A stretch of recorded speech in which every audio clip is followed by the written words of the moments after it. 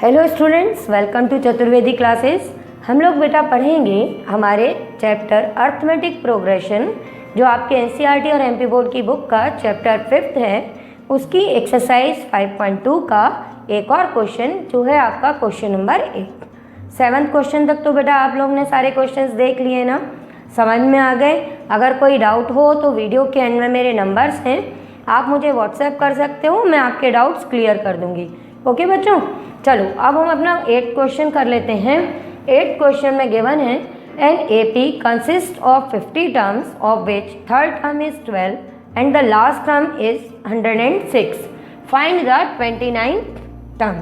ठीक है बेटा, तो जब हमको अपना ये फाइंड करना है तो हम सबसे पहले कोई भी क्वेश्चन हो है ना, उसका गिवन लिख लेते हैं। गिवन लिखने से हमको क्लियर हो जाता है कि हमारे पास में क्या क्या चीज़ें हैं।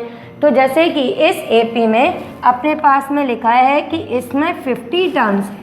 50 टर्म्स है मीन्स हमारे पास में एन की वैल्यू गिवन है, कितनी है बेटा? 50 है। फिर इसके बाद में लिखा है कि थर्ड टर्म 12 है। थर्ड टर्म को हम कैसे रिप्रेजेंट करते हैं? A3 से। तो हमारे पास में A3 की वैल्यू गिवन है 12।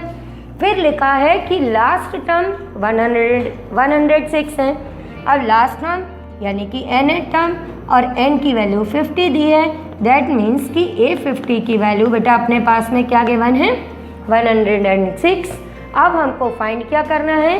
29th term. 29th टर्म का मतलब क्या हो गया?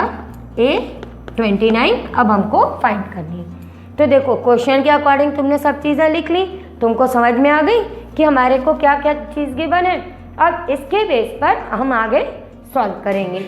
तो हम सबसे पहले अपने सॉल्यूशन में कैसे करते हैं, आपको अगर पहले के क्वेश्चन सारे देखे हो तो याद होगा कि हम अपनी an का फॉर्मूला यूज़ करके वहाँ पे ये सारी वैल्यूज़ यूज़ करने वाले हैं। तो हम सबसे पहले लिखेंगे using an is equal to a plus n minus 1 into D. अब n की वैल्यू 50 है तो A50, a की वैल्यू गिवन नहीं है तो आप इसको a लिखोगे, फिर n की जगह पर 50 माइनस 1 और फिर इसके बाद में आएगा d जो आपके पास नहीं है तो आपको ऐसे लिखना पड़ेगा। अब A50 106 है तो ये हम लिख देंगे, ये हो जाएगा a प्लस 49d और ये हमारी पहली इक्वेशन बन जाएगी। हमने इक्वेशन क्यों बनाई बेटा? क्योंकि हमको यहाँ पर 29th टर्म निकालना है। 29 टर्म क्या होती है? a प्लस 28d, जिसके लिए आपको a की ज़रूरत है और d की ज़रूरत है। और a और d के लिए हमको दो वेरिएबल यानी a और d दो वेरिएबल हैं, तो इनके लिए दो इक्वेशन बनानी है। तो हम अपना काम शुरू कर दे रहे हैं। यहाँ पर A50 की वैल्यू से हमने अपनी पहली इक्वेशन बना ली। अब दूसरी इक्वेशन हम कहाँ से बनाने वाले हैं? हमारे पास A3 की वैल्यू 12 दी है, तो अब इससे हम अपनी दूसरी इक्वेशन बना लेते हैं। तो ये हमारे पास में A3 की वैल्यू 12 गिवन है, तो हम यहाँ पे करेंगे कि now A3 is equal to 12। अब मैं डायरेक्ट जनरल फॉर्मूला लिख देती हूँ यहाँ पे कि a प्लस 2d की वैल्यू हमारे पास में 12 है, तो ये हमारी सेकेंड इक्वेशन बन गई। अब हम जानते हैं कि जब हमारे पास में ये दो इक्वेशन हैं जो दो वेरिएबल्स की लीनियर इक्वेशन है, और हम अपने third chapter pair of linear equation में ये सीख चुके हैं कि अगर हमारे पास में कभी भी पेयर ऑफ लीनियर इक्वेशन हो इन टू वेरिएबल्स तो हम उनको सब्स्टिट्यूशन, एलिमिनेशन, क्रॉस मल्टीप्लिकेशन किसी भी मेथड से सॉल्व कर सकते हैं। तो आपको जो मेथड इजी लगता है उससे आप सॉल्व कर लेना। मैं यहाँ पे एलिमिनेशन यूज़ कर रही हूँ, ठीक है। तो यहाँ पर हम क्या करेंगे, हम अपनी इक्वेशन फर्स्ट में से इक्वेशन सेकंड को सब्ट्रैक्ट करेंगे। तो अब हम लिख देंगे कि सब्ट्रैक्टिंग, या आप सब्स्टिट्यूशन यूज़ करना चाहो तो वो कर लो, क्योंकि कई पहले अपने प्रीवियस लेक्चर में हम लोग एलिमिनेशन ही यूज़ करते आ रहे हैं। तो आप यहाँ से a की वैल्यू फाइंड कर लो, तो ये आ जाएगा 12 माइनस 2d। अब ये a की वैल्यू को इक्वेशन फर्स्ट में सब्स्टिट्यूट कर दो, तो लिख देंगे हम substituting a is equal to 12 minus 2d in equation first we get. ठीक है बेटा, तो अब हम अपनी फर्स्ट इक्वेशन में ये वैल्यूज सब्स्टिट्यूट कर देते हैं और देखते हैं हमारे पास में क्या रिजल्ट आता है।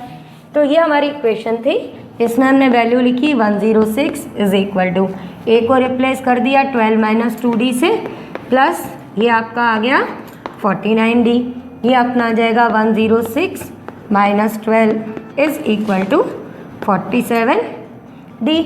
अब 106 में से हम अपने 12 को सब्ट्रैक्ट करेंगे तो ये आ जाएगा अपने पास में 94 is equal to 47d। D की वैल्यू आ गई 94/47, कैंसिल करो तो आ गया 2। अब देखो डी की वैल्यू निकल आएगी, फिर डी की वैल्यू को हम कहीं भी सब्स्टिट्यूट करके ए की वैल्यू निकाल सकते हैं। तो हम यहाँ पर लिख देते हैं फ्रॉम सब्स्टिट्यूटिंग